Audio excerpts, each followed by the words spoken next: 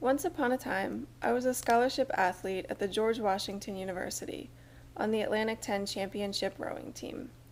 After college, I continued to live those glory days, waking up before dawn, training daily, maintaining championship form.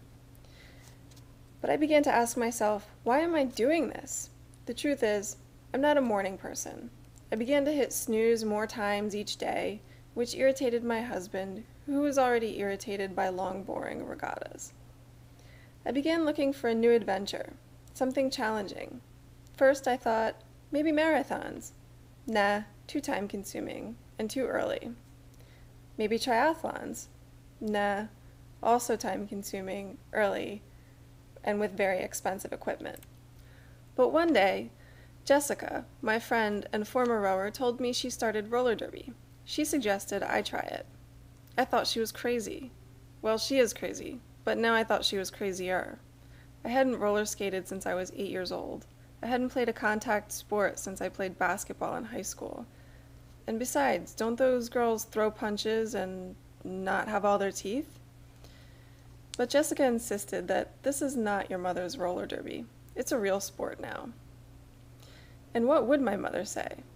Well, I can tell you what she would say. In fact, she said, "Oh, Karen, I expect more from you." And my friend said, "But you're a good athlete. Why would you do that?" So I dismissed Jessica, but she persisted for about 2 years with her roller derby recruitment agenda. Rowing became more tedious over those 2 years.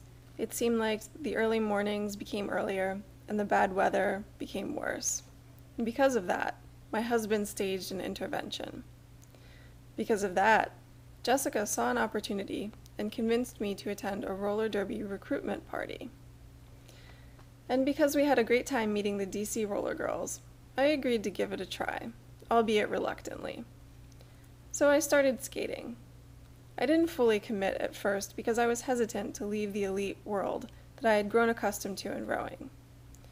After all, change is scary, especially when change involves 8 wheels and full contact. Until finally, I realized I found a way to have fun and stay in shape. And as it turns out, my very specific athletic background worked to my advantage after all. Finally, being a brick house is paying off for me again. So I committed to the DC Roller Girls and to this irreverent sport. So ever since then, I feel more a part of something special than ever before. Not only did I tackle a challenge and learn a new skill, but I became part of an organization that promotes pride in the community through involvement and charity partnership. My rowing teams never did that.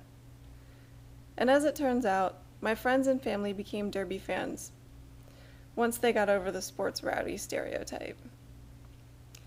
And so the moral of the story is, I was reminded not to judge a book by its cover, or in this case, not to judge an athlete by her booty shorts.